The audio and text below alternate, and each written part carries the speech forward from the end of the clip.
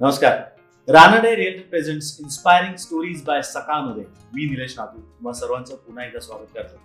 आज नवीन एपिसोड, नवीन माणूस, नवीन व्यक्ती म्हणूयात किंवा नवीन एक व्यक्तिमत्व म्हणूयात. ही व्यक्ती महाराष्ट्राकरता 16 म्हणू नका, 19 म्हणू नका, 23 म्हणू नका, सर्व प्रकारचं एज क्रिकेट खेळलेली आहे. अगदी रणजी ट्रॉफी पर्यंत सुद्धा पोहोचलेली आहे. पण त्यानंतर या व्यक्तीला वाटलं की आता इंडियातलं, महाराष्ट्रातलं क्रिकेट बास, आता जाऊयात आपण सिंगापूरला. त्यामुळे सिंगापूरला जाऊन प्रोफेशनल क्रिकेटर म्हणून सुद्धा सिंगापूरला क्रिकेट खेळलाय. त्यानंतर परत विचार बदलला, परत वाटलं की येस, आपण आयटी प्रोफेशन आहोत, आयटी मध्ये काहीतरी काम करूयात म्हणून डेल सारख्या मोठ्या कंपनीमध्ये तिथे सुद्धा काम केलं. पण सध्या ही व्यक्ती पुण्यामध्ये आपल्या बरोबरच आहे, आपल्यापैकीच एक आहे. सध्या व्हाईस प्रेसिडेंट हे जॉब सांभाळते, व्हाईस प्रेसिडेंटचा किताब सांभाळते असं म्हणायला हरकत नाही, आणि ते सुद्धा क्रिक किंगडम कंपनीमध्ये. तर भेटूयात पराग अशोक दहिवळ्यांना. धन्यवाद. Yes, welcome Parag. Ranade real presents inspiring stories by सकाळमध्ये तुझं मनापासून स्वागत आहे. Thank you so much. मी बराच तुझ्या याच्यावरती स्टडी केला, काय काय कसं कुठे तू काय काय केलेल्या गोष्टी. पण मला महत्वाचा मुद्दा हाच मला विचारायचा आहे की एवढं चांगलं क्रिकेट खेळत होतास, सिंगापूरला जाऊन तू सेटल झाला होता, क्रिकेटर म्हणूनच तू गेला होतास, बरोबर? हो. मैं actually there was connect between IT. मी जॉब करत होतो बँगलोरमध्ये मी क्रिकेट खेळायचो. मी बँगलोर युनायटेड क्रिकेट क्लबला खेळलो साधारण 2 वर्ष, आणि तिकडनं मला एक जॉब ऑफर आली सिंगापूरसाठी. मला ऍक्च्युली सिंगापूरची एवढी माहिती अगोदर नव्हती. आमचे आपले काही पुण्यातले पुणेकर मित्र आपले होते तिथे, चेतन सूर्यवंशी, क्षितिज शिंदे, हे सगळे तिकडे होते. मग त्यांच्याशी बोलणं झालं. ते म्हटले, अरे इंडियापेक्षा जास्त क्रिकेट तुला तिथे खेळायला भेटेल, कारण इंडियामध्ये थोडं क्रिकेट हळूहळू कमी होत गेलं. लोकल डोमेस्टिक क्रिकेट जे म्हणतो आपण. तर ते म्हटले इथे डोमेस्टिक क्रिकेट खूप मोठं आहे, देश जरी छोटा असला क्रिकेट खूप मोठं आहे, आणि दॅट अट्रॅक्टेड मी. तुम्ही पहिला फोकस क्रिकेट हाच होता. कारण मध्ये 2-3 वर्षाचा ब्रेकही झाला होता, मी इंजुर्ड झाल्या कारणे. म्हणून मग महाराष्ट्र सोडून मी थोडंसं जॉबवर फोकस केलेलं. आणि त्यानंतर मग मी बँगलोरला शिफ्ट झाल्यानंतर पुन्हा ते क्रिकेटचा किडा थोडा झाला, आणि मग त्यानंतर ही ऑपॉर्च्युनिटी आल्यावर म्हटलं वाय नॉट. आणि सिंगापूर एक असोसिएट नेशन असल्या कारणे तुम्ही जर तिथे चांगलं परफॉर्म केलं तर मला डेफिनेटली माहिती होतं की I can represent Singapore one day.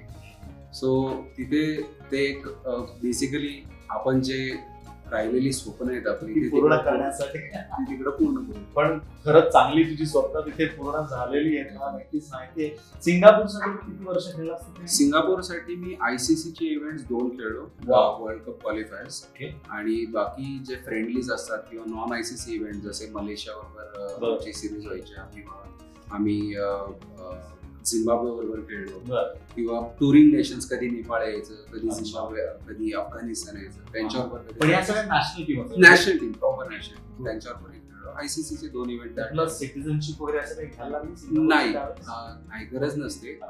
ICC associate nations जे असतात किंवा ICC ऍज अ होल, तुम्ही 3 वर्ष जर त्या कंट्रीमध्ये स्पेंड केली तर तुम्ही त्या नेशनला खेळू शकता. तर मी लिटरली आता तुम्हाला तुमच्याकडे भरपूर उदाहरण आहेत, जे आता Jofra Archer latest, he is a West Indian, he is playing for England. असं Jonathan Trott is also not a English guy. Kevin Pietersen जो विषय काढला तो इंग्लंडची टीम अशीच जाईल त्यांच्या घरात जोक सपाट. पण हे 3 वर्षाचं गणित खूप चांगलं आहे, तुलाही चांगलं सूट झालं ते म्हणायला हरकत नाही. करेक्ट. आणि लकीली तिथे गेल्यावर पहिल्याच टुर्नामेंटमध्ये मला चांगला परफॉर्मन्स झाला, आणि तिथे जशी आपल्या इथे इन्व्हिटेशन असते तशी तिथे प्रीमियर लीग असते सिंगापूरमध्ये. प्रीमियर लीग मध्ये मला दुसऱ्याच वर्षी बेस्ट बॉलर भेटला. तर मग ते काम माझं मग पुढे सोपवत गेलं. तेव्हा थोडंसं फिटनेसवर मला फक्त भर द्यावी लागली, बट थोडंसं म्हणजे त्यावर काम केल्यानंतर I was part of the national squad for 2 years. मला सांग, ज्यावेळेस क्रिकेट चालू होतं, ऑफिस पण चालू होतं, असं सायमल्टेनियसली दोन्ही तू सांभाळत होतास? कारण सिंगापूरमध्ये क्रिकेट इज ओनली, म्हणजे साऊथ ईस्ट एशियामध्ये in general cricket is only played on weekends. आपल्या इथे सोमवार, मंगळवार, आपल्या इथे दिवस नसतात. तिथे सोमवार ते शुक्रवार. कारण UK किंवा अजून ऑस्ट्रेलिया सारखं तिथे तुम्हाला क्रिकेट स्पेसिफिक व्हिसा भेटतो ऍज अ प्रोफेशनल. सिंगापूरला your job is your work permit to stay in Singapore. वेगळं काय, तुम्हाला तो जॉब करायचा आहे, प्लस तुम्हाला क्रिकेट, म्हणजे जे तुम्हाला काय करायचंय ते सॅटर्डे संडे कम्प्लिटली ऑफ असतो. पण जेव्हा तू नॅशनल टीम मध्ये सिलेक्ट झाला म्हणजे स्क्वॉड मध्ये आपण जसं म्हणतो तसं तर आपल्याकडे म्हणजे स्क्वॉडचा त्यांचा काही कॅम्प वगैरे हे सगळं तुला अटेंड करायला ऑफिस कडनं परमिशन सॅटर्डे संडे करायचो आणि वीकडेजलाही ट्रेनिंग असायचं. तर जेव्हा ICC इव्हेंटची तयारी करत होतो तेव्हा सगळेच जॉब करतात ते इंटरनॅशनल. तर सगळे जॉब करणारे असल्या कारणे फिटनेस कॅम्प जो व्हायचा तो आमचा सकाळी 4 वाजता व्हायचा. 4 वाजता ऑफिस चालू सगळे करून ऑफिसला परत हजर. करेक्ट 4 वाजता, कारण तिथे सगळे तसे लवकर उठणार. फिटनेसचा खूपच वेळ आहे सिंगापूरमध्ये. म्हणजे कधी तुम्ही रात्री पण पाहाल, रात्री अपरात्री कोणी जॉब करते कोणी एक्सरसाइज करते ते चालूच असतं. 4 वाजताचा टाइम होता फिटनेसचा. 4 ते 6 आमचं फिटनेस सेशन व्हायचं. मग नंतर घरी यायचं, मग ऑफिसला जायचं आणि मग आठवड्यातनं 2 सेशन वीक मध्ये आम्ही नॅशनल टीमची इव्हिनिंगला नेट्स करायचो. आणि सॅटर्डेला एखादं सेशन झालं तर झालं किंवा संडेला मॅचेस तर असायचंच. असं that is how the schedule was. पण तसं बघायला गेलं तर सिंगापूर आपल्या थोडं पुढे टाइम वाईज म्हटलं गेलं आणि तसंही अदरवाईज सुद्धा पुढे. कंट्री खूप छोटी आहे सिंगापूर, बट त्यांनी मेन बेनिफिट और मेन ऍडव्हान्टेज त्यांचा आहे तो आहे पॉप्युलेशन. ओके, कमी अजून ते मोजू शकतात. हो, अजूनही मोजू शकतात.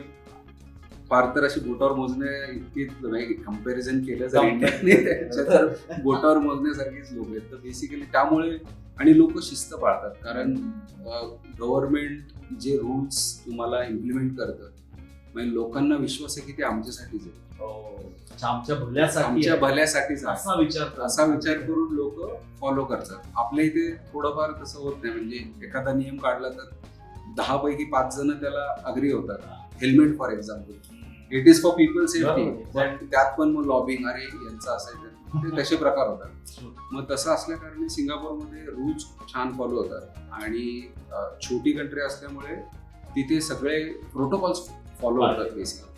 तर त्याचा फायदा होतो गव्हर्नमेंटलाही आणि लोकांनाही. डिसिप्लिन आहे बेसिकली. पण नंतर परत तू इंडियात यायचं काय ठरवलंस? इंडियात आता झालं असं की मी IT मध्ये जॉब करत होतो. ऑलमोस्ट 12 वर्ष IT मध्ये जॉब करत होतो आणि क्रिकेटही मी चालू खेळत होतो. प्लस मी कोचिंगही करायचो. म्हणजे जेव्हा सिंगापूरमध्ये सिंगापूर क्रिकेट असोसिएशनच्या अकॅडमीत मी 2-3 वर्ष कोचिंग केली. तिथे अंडर-16 नॅशनल टीम, अंडर-19 टीम्सला पण कोचिंग करायचं, कधी विमेन्स टीमला कोचिंग करायचं. म्हणजे त्यांची छोट्या मुलांची सुद्धा अकॅडमी होती, तिथे कोचिंग करायचं. मग त्यानंतर बेसिकली क्रिकेटमध्येच काहीतरी करावं अशी डोक्यात काहीतरी चालूच होतं. आणि IT end of the day थोडं मोनोटोनच झालं होतं माझ्यासारखं. रोज तेच कॉल्स. आणि माझं ट्रॅव्हल खूप असायचं, कारण मी Asia Pacific Japan region handle करत होतो ॲज अ सोल्युशन्स आर्किटेक्ट. तुम्हाला बिझनेस मिटिंग्सला म्हणजे मी 30 दिवसांमधले 15 ते 20 दिवस बाहेरच असायचो, म्हणजे पूर्ण साऊथ ईस्ट एशियामध्ये. त्यामुळे ट्रॅव्हल खूप होतं. आणि प्लस आता म्हणजे तेव्हा मुलगी लहान होती. मग असं वाटत होतं की एखादा डेस्क जॉब किंवा असा चांगला जॉब आहे जरी फॅमिलीला जास्त टाइम देता येईल. त्यातच चेतन सूर्यवंशी जे आमचे CEO को फाउंडर आहेत, पेरेंट कंपनी आमची स्पोर्ट्स किंगडम. तर त्यांचं बेसिकली असं म्हणजे कॉफीवर बोलता बोलता त्यांचा असा काही प्लॅन चालला होता. आमचे तेव्हा सेशा सायना जे होते आमचे CTO आहेत आणि अजून 1-2 जण होते. त्यांचा काहीतरी प्लॅन चालला होता की आपण एक सिस्टम तयार करू आणि ज्याच्या थ्रू आपण एक इकोसिस्टम स्पोर्ट्सला, म्हणजे 4 वर्षाच्या मुलापासून 60 वर्षाच्या माणसापर्यंत, की त्यांना एकदा ते ह्या सिस्टममध्ये आले की they can be associated with the game right from the day they start playing until they become a profession. Until it becomes a profession. So आता प्रोफेशन म्हणजे आता as a player for example मला जर खेळता नाही आलं पण मला त्या गेमशी निगडीत राहायला आवडतं. For example Nilesh Nagpur, right? So you do anchoring, you do commentary, something like that, you are still associated.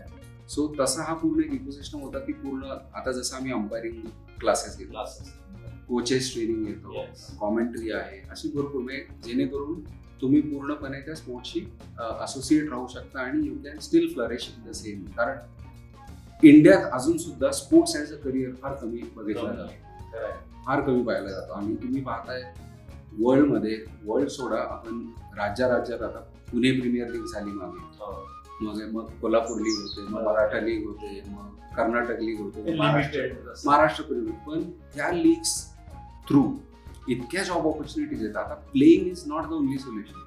तुम्हाला तिथे कोच लागतो, मीडिया अनलिस्ट लागतो, मसाजर लागतो, परत तुम्हाला सोशल मीडियाची टीम लागते, पूर्ण फौज पूर्ण फौज लागते. आता तुम्ही IPL बघता तर 40 ते 50 लोकांचा ताफा असतो त्याच्यासाठी. येणारे 12-15 असतील त्यांच्या मागेच जास्त लोक असतात. करेक्ट. तर सिमिलरली म्हणजे त्यात खूप जॉब ऑपॉर्च्युनिटीज आहेत आणि ह्या लोकांना माहीत नाही.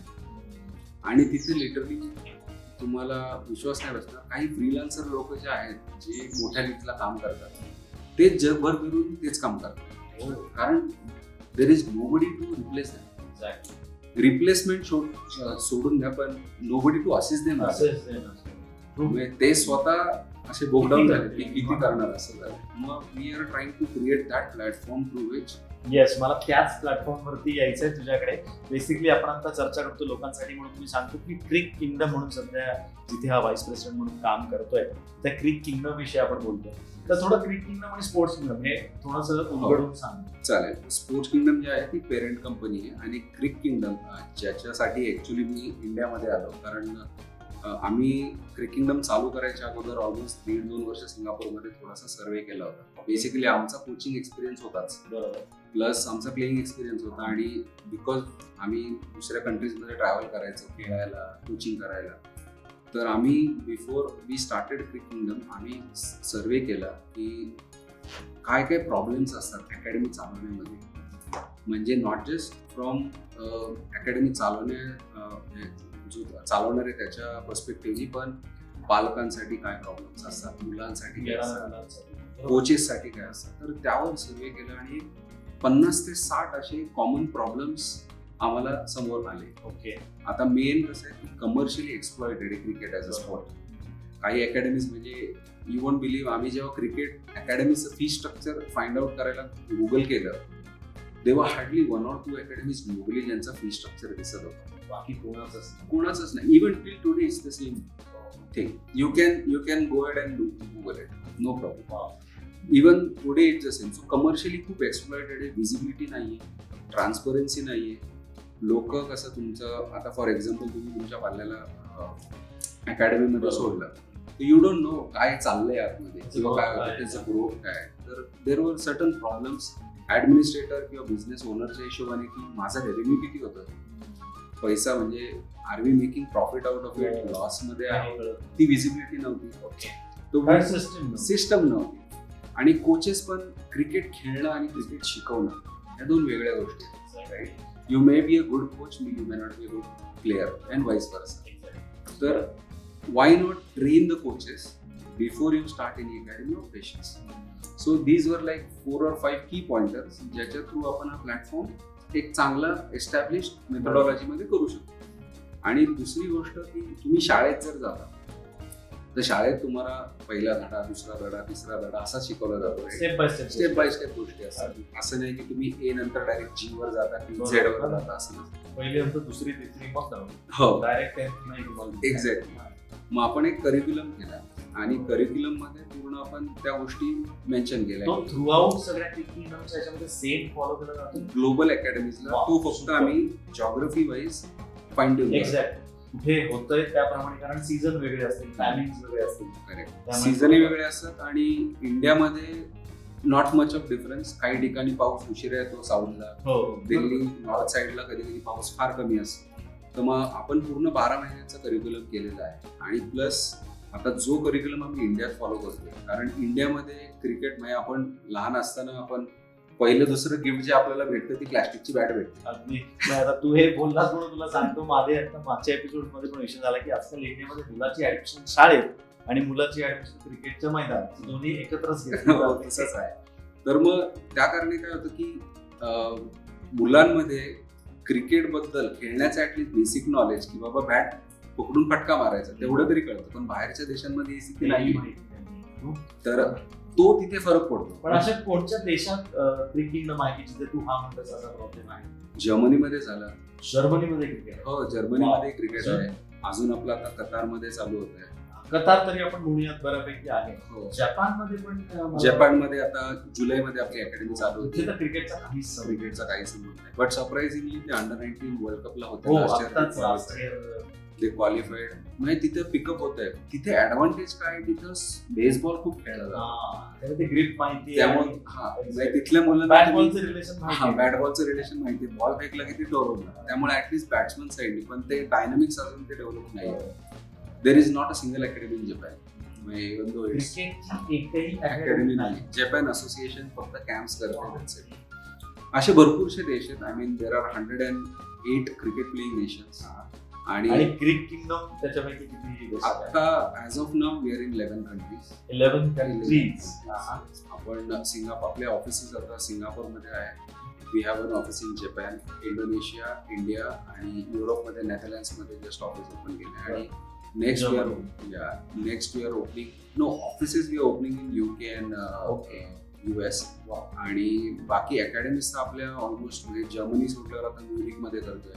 देन युरोपमध्ये आपण माल्टामध्ये करणार आहोत, बेल्जियम मध्ये करतोय, नेदरलँड्स मध्ये करतोय. म्हणजे जिथे क्रिकेट नाहीये, जिथे क्रिकेटची पार्श्वभूमी काहीच नाहीये, तिथे तयार करण्याची मेहनत आता क्रिकेट नंतर. करेक्ट. सुपर. तर ऍक्च्युली तसं म्हणता येणार नाही, पण त्यांनी जर्मनी सारख्या देशामध्ये even believe there is a cricket club which is 135 years old. 135 वर्ष जुना एक क्लब आहे आणि तो जगातला सर्वात जुना क्लब असा मानला जातो.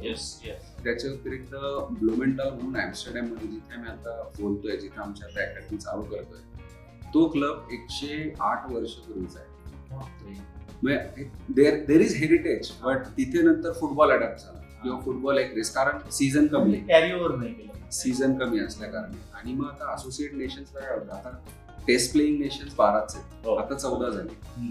पण सिंगापूर जेव्हा आम्ही म्हणजे चेतन जेव्हा सुरुवातीला गेला होता एक 15 वर्षापूर्वी, सिंगापूरचं रँकिंग 58 होतं. आता सिंगापूर 21st आहे.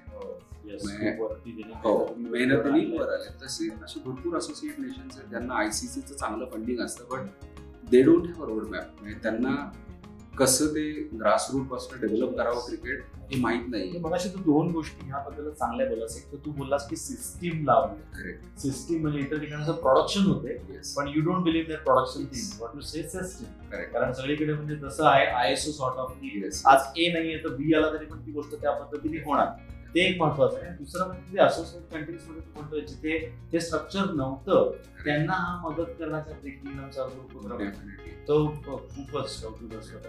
आता महाराष्ट्रामध्ये पुण्यामध्ये किती, म्हणजे आपण महाराष्ट्राचा विचार केला तर किती अकॅडमी सगळं? पुण्यामध्ये सध्या आता 4 आहेत. धानुरीमध्ये आपली पहिली अकॅडमी चालू झालेली, आता सनीज वर्ल्ड मध्ये येते, पाषाण आणि भारतीय विद्यापीठ. पुण्यातच 4 आहेत. सांगलीमध्ये आहे, कोल्हापूरमध्ये आहे, रिसोड म्हणून एक छोटासा शहर आहे, नागपूरमध्ये आहे आणि सांगलीमध्ये आहे.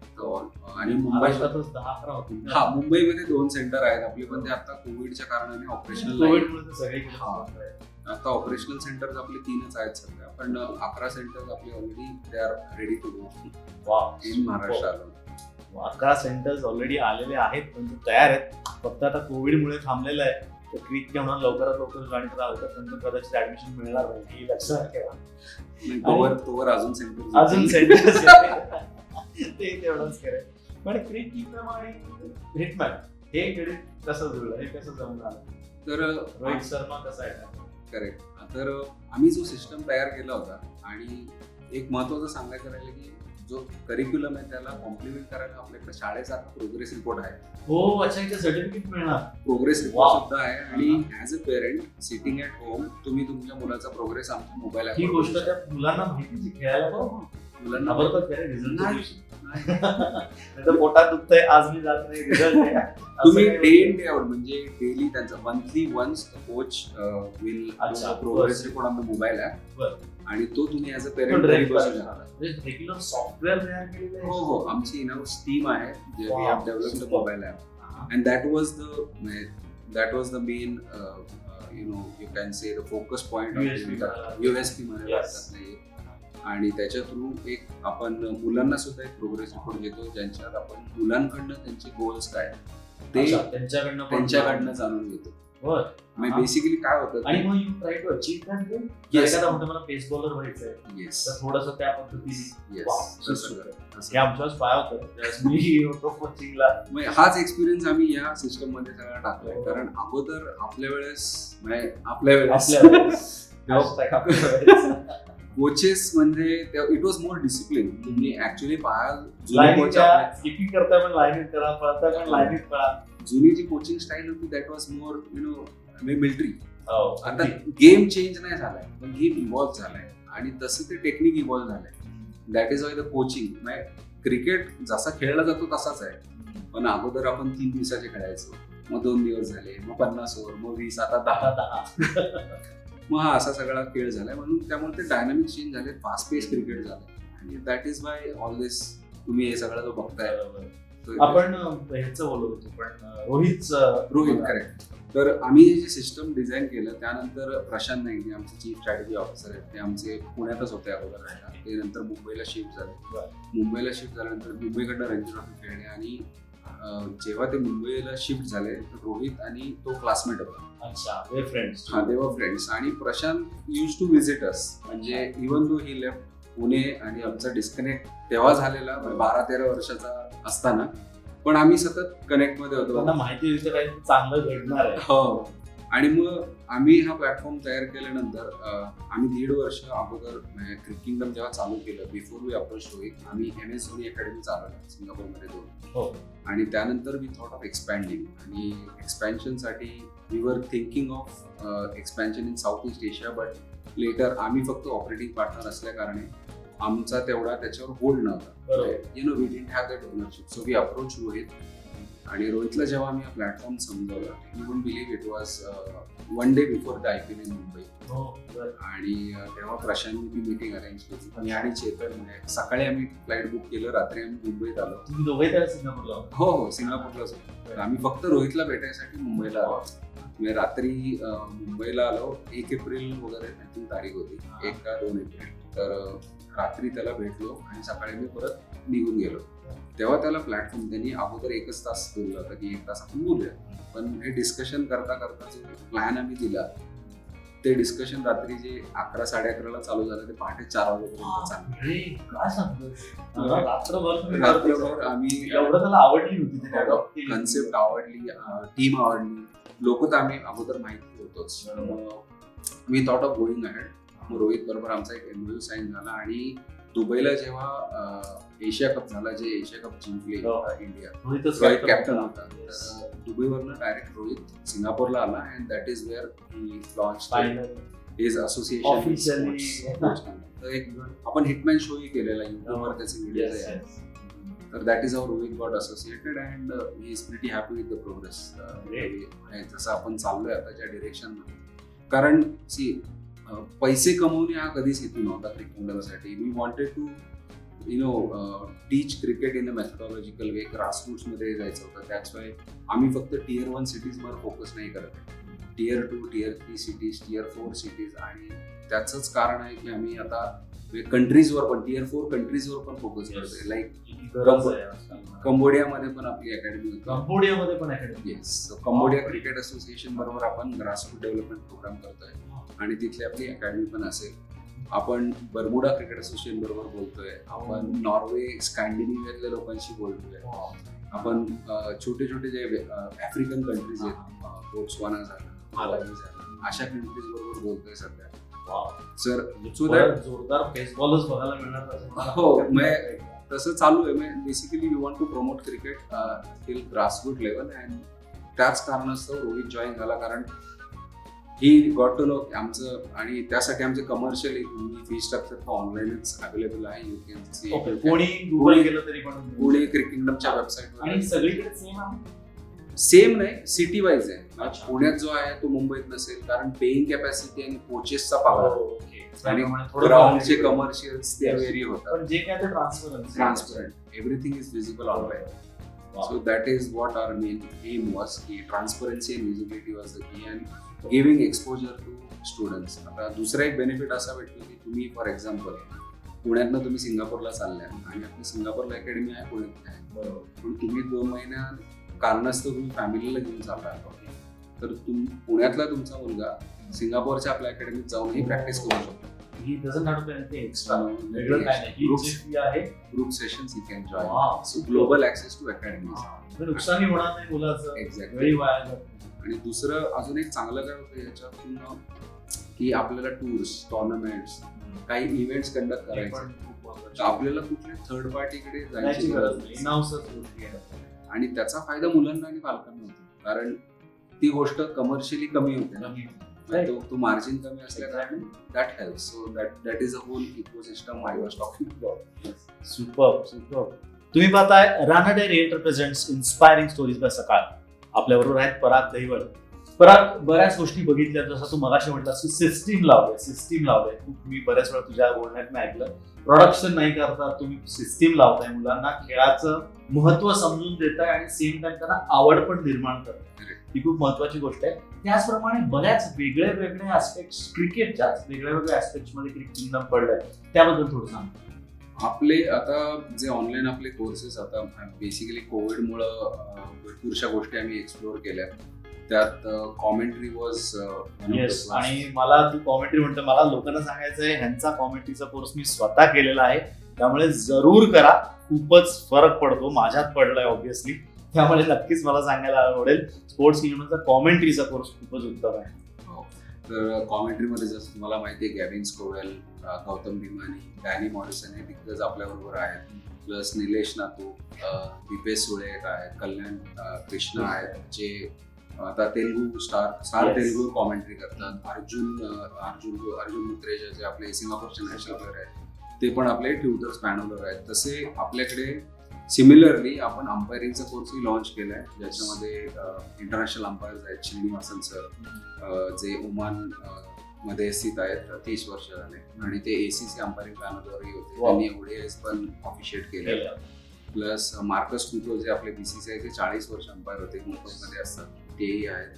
त्यानंतर अजित भास्कर म्हणून अंपायर आहेत, तेही आहेत, असोसिएटेड आहेत, आणि विकास म्हणून आहेत. तर दिस इज आवर अंपायरिंग पॅनल. आणि त्या व्यतिरिक्त एक एक्साइटिंग गोष्ट आम्ही जी रिअलाइज केली, मुलांवर फिजिकली आणि सायकोलॉजिकली कोविडचा फार इफेक्ट झाला. तर बेसिकली त्यांना कळत नाही की काय झालंय. आपल्याला डायजेस्ट करायला पहिले 2 महिने आपल्याला झेपलं नाही की लॉकडाऊन हा प्रकार काय होता.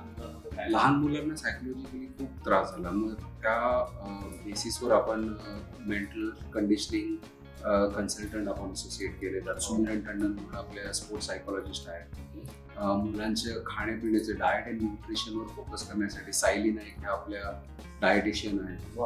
आणि त्या व्यतिरिक्त फिटनेसवर, आता घरी बसून तुम्हाला स्ट्रेंथ अँड कंडिशनिंग हे कसं काय चांगलं करता येईल, त्यासाठी आपले 2011चे इंडियन टीमचे जे वर्ल्ड कप विनिंग फिजिओ होते, SNC strength and conditioning trainer mister Ramji Srinivasan, त्यांची कंपनी आहे स्पोर्ट्स डायनामिक्स. त्यांच्या थ्रू आपण one on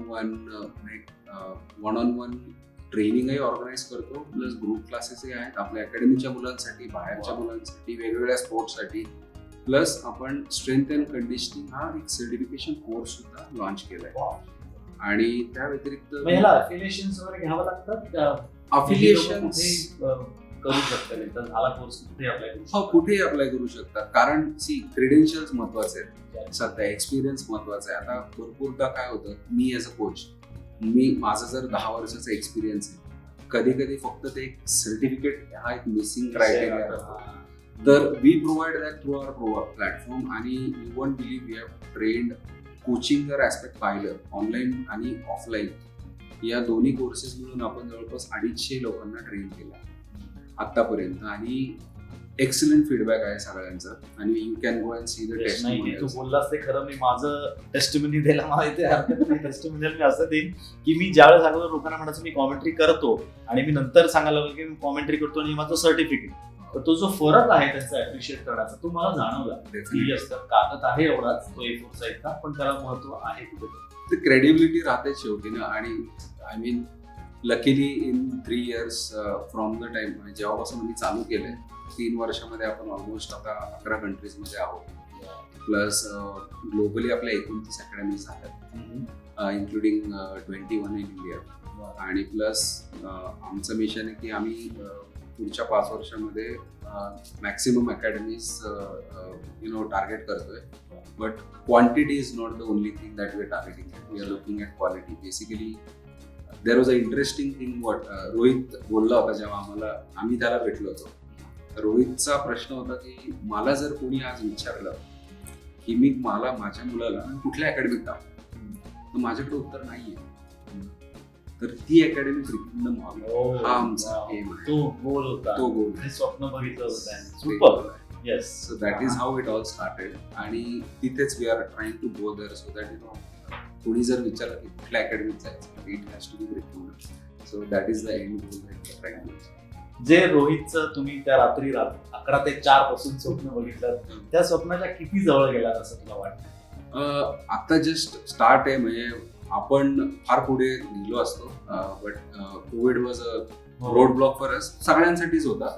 but even in Covid आपण फार अशा म्हणजे चांगल्या काही गोष्टी शिकलो. It is always a learning experience basic. कारण काही ना काही शिकून जातो तो टाइम्स. तर it taught us how to think out of the box. मग त्यात काय काय गोष्टी आपण एक्सप्लोअर करू शकतो, मुलांना ऑनलाईन कसं काय इंटरॅक्ट करू शकतो. कारण मुलं त्यांना आता ऑनलाईन तुम्ही बसायला सांगा ते तुम्ही बसतच नाही समोर. तर मग त्यात how to make it interactive. मग त्यांना टास्क द्यायच्या, काही त्यांना एक्झिक्यूट करायला लावायच्या. मग त्या ऑनलाईन तुम्ही आता कम्प्युटरवर टीव्हीवर पण आणलेलं आहे, ते चालू आहे. म्हणजे त्या गोष्टी सगळ्या आपण थोड्या ट्रायल अँड एरर बेसिसवर केल्या. कारण it never happened before. At the same time we are targeting schools.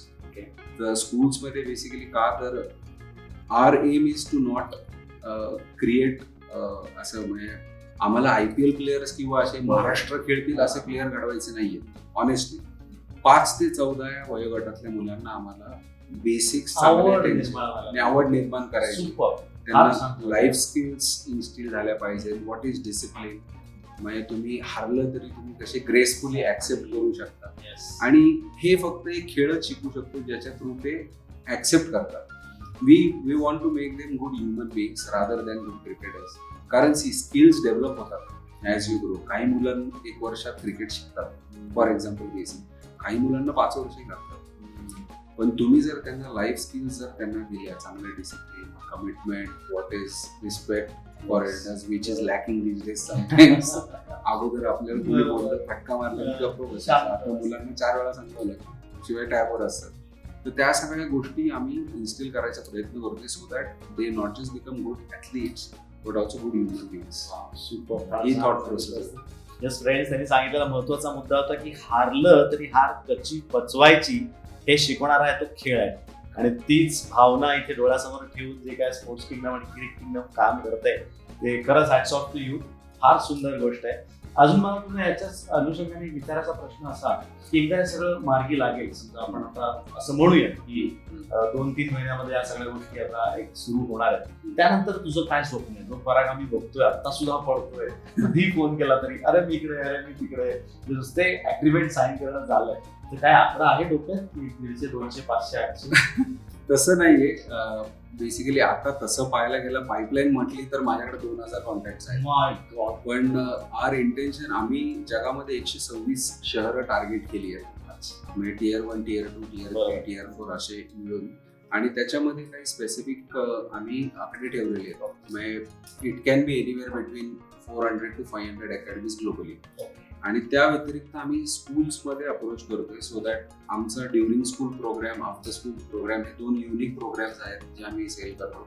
कारण जनरली ड्युरिंग स्कूल जो प्रोग्राम आहे त्यामध्ये बेसिकली काय होतं की आता PT जो तास असतो त्यामध्ये जनरली आपण काय पाहतो की मुलं 40 मिनिटं कुठला तरी एक फुटबॉल घेणार, व्हॉलीबॉल घेणार, PT टीचर कुठेतरी झाडाखाली असतं. Not all of them but most of the times I mean जे आपण पाहिलंय, तर why not turn that 1 hour or 40 minutes into क्रिक आवर, क्रिकेटचा तास. मग त्यात आपण मुलांना त्या स्पेसिफिक पिरियडमध्ये आता 40 मुलांपैकी 20 जणांनी क्रिकेट जर चूज केलं तर आपण त्यांना 20 मुलांना त्या PTच्या क्लासमध्ये क्रिकेट शिकवू शकतो थ्रू आर एक्सपिरियन्स कोचेस. म्हणजे त्यांचा अच्छा, म्हणजे आपली इकडची जी शिकलेली मुलं आहेत तिकडे जाऊन कोचेस ऑब्विसली ते त्या शाळेमध्ये जाऊन तेवढं तास PT टीचर त्यांचं काम हलकं करतात. क्रिकेट स्पेसिफिक तो काम करून ते जाणार. आणि त्यानंतर आता सगळ्या शाळांना ग्राउंड नाहीये, मग ते लिमिटेशन आहे. अच्छा, मग ते इकडे येऊ शकतात, ते इकडे येऊ शकतात. So that is the exchange programme आहे. ज्या शाळांना ग्राउंड नाहीये ते आमच्या अकॅडमीमध्ये येऊन ट्रेन करू शकतात. शाळेची टीम तयार होते, कॉम्पिटेटिव्हनेस येतो कारण मुलं टुर्नामेंट खेळतात, त्यांना एक्सपोजर भेटतं. That is what a school can give the best. कारण मुलं आजकाल you don't need to tell them तुम्हाला काय करायचंय, त्यांना फक्त एक्सपोजर देणं गरजेचं आहे. त्यांची आवड एकदा ती कळाली तुम्हाला की they will do it themselves. That is how the generation is.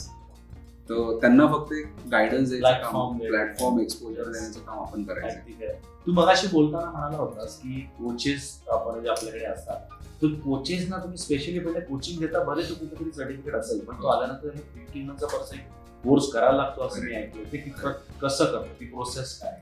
आपण काय करतो आता, जसं मी अगोदर बोलले की तुम्ही एक तुमची अकॅडमी चालवली आहे, बट आमचं जे सिस्टम आहे, फॉर एक्झाम्पल आज मी निलेश नाको आमचे ते कोचिंग आले, त्यांना मी जर करिक्युलम कसा वापरावा, आमचं मोबाईल ॲप कसं वापरावं, अटेंडन्स ट्रॅकिंग कसं असलं पाहिजे, पेरेंट्सशी कसं बोललं पाहिजे ॲज अ ब्रँड, तिथपर्यंत त्यांना तर ती कोड ऑफ कंडक्ट काय असतो, मुलांना कसं सांभाळायचं. काही कंट्रीजमध्ये भरपूरशे असे लॉज आहेत. तुम्ही मुलांचे फोटो काढू नाही शकत त्यांच्या पालकांची रिटर्न परमिशन घेतल्याशिवाय.